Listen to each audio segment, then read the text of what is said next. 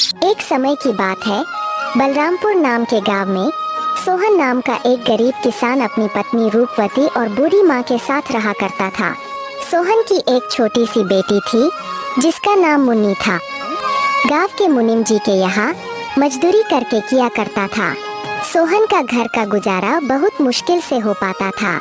सोहन के पास थोड़ी सी जमीन थी जिस पर रूपवती दिन भर मेहनत करके तरह तरह के फसल उगाती और गांव के बाजार के दिन सब्जियां और फल बेचा करती थी।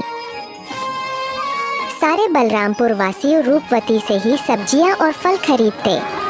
सब्जी ले लो, फल और सब्जी ले लो, ताज़ा ताज़ा सब्जी ले लो, फल और सब्जी ले लो, हरी भरी फल और सब्जियां ले लो, हरी भरी सब्जियां 20 रुपए किलो, सिर्फ 20 रुपए किलो, फल और सब्जियां ले लो। अरे रूपवती कैसी हो? घर में सब ठीक तो है ना? और मुन्नी कैसी है? मदन काका, मैं ठीक हूँ और घर में भी सब ठीक ही है और मुन्नी भी बिल्कुल ठीक है। काका और बताओ, आज बाजार कैसे आना हुआ और काकी कहाँ है? क्या बताऊँ रूपवती, तुम्हारी काकी किसी काम से दूसरे गांव गई है। इस कारण रसोई का सारा काम मुझे ही करना पड़ रहा है, तो सोचा क्यों ना आज बाजार से सारा सामान लेते चलूं। अच्छा, तो ये बात है मदन काका। अच्छा रूपवती, तुम ये बताओ टमाटर कैसे किलो बेच रही हो? रोज की तरह 20 रुपए किलो ही बेच रही हूँ काका। अच्छा ऐसा करो रूपवती, मुझे 1 किलो टमाटर दे दो। क्यों नहीं काका, देती हूँ।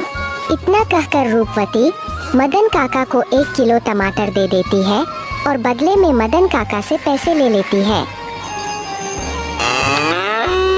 रूपवती के खेत में एक पुराना कुआं भी था जो सालों भर सूखा ही रहता। उस कुएं में एक बूंद पानी भी नहीं था।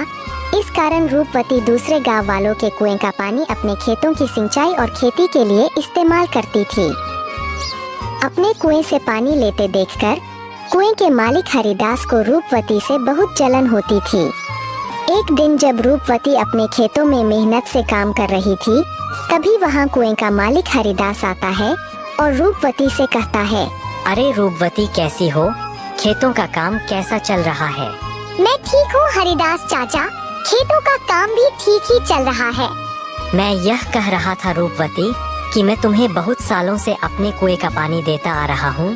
अब मैं तुम्हें अपने कुएं का पानी नहीं दे सकता क्योंकि गर्मियों का समय आने वाली है और मेरे कुएं में पानी बहुत कम हो गया है। लेकिन हरिदास चाचा, अभी तो गर्मियों का समय आने में 2-3 महीने बाकी है। तब तक मैं अपनी खेतों का काम कैसे करूँगी, आप ही बताइए चाचा।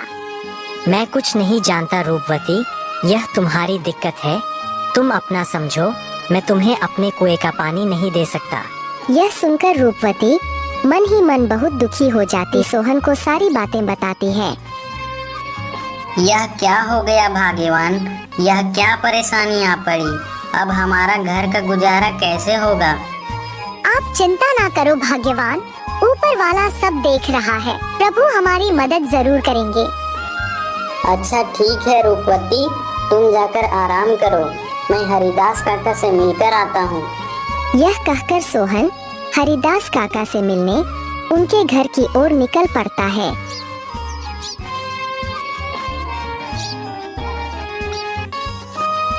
हरिदास काका, अरे ओ हरिदास काका, घर में हो कि नहीं? अरे कौन है भाई, रुको आता हूँ। अरे सोहन तुम हो, मेरे घर कैसे आना हुआ? हरिदास काका, मुझे रूपवती ने बताया कि आपने हमें कुएं का पानी देने से मना कर दिया। हाँ सोहन, यह बात सच है कि मैंने रूपवती को अपने कुएं का पानी लेने के लिए मना कर दिया। ऐसा क्या हो गया हरिदास काका? देखो सोहन, मैं तुम्हें कई सालों से अपने कुएं का पानी देता आ रहा हूँ और इस बार गर्मियों का समय आने वाली है, इस कारण मेरे कुएं का पानी बिल्कुल सूख कर कम हो गया है। अगर मैं तुम्हें अपने कुएं का पानी देता हूँ तो मुझे गर्मियों में बहुत परेशानी होगी। लेकिन हरिदास काका, अभी तो गर्मियाँ आने में 2-3 महीने का समय है, तब तक मेरे खेतों का क्या होगा? मैं कुछ नहीं जानता सोहन, मैंने रूपवती को भी कहा था कि यह तुम्हारी समस्या है, मैं तुम लोगों को अपने कुएं का पानी नहीं दे सकता। सोहन हरिदास काका को कुएं का पानी देने के लिए रूपवती से मिलने उनके घर की ओर निकल पड़ता है। यह कहकर सोहन हरिदास काका से मिलने उनके घर की ओर निकल पड़ता है। सोहन हरिदास काका को कुएं का पानी देने के लिए रूपवती से मिलने उनके घर की ओर निकल पड़ता है। मनाने का बहुत कोशिश करता है, लेकिन हरिदास नहीं मानता है। फिर सोहन दुखी होकर थक हार के अपने घर की ओर निकल पड़ता है।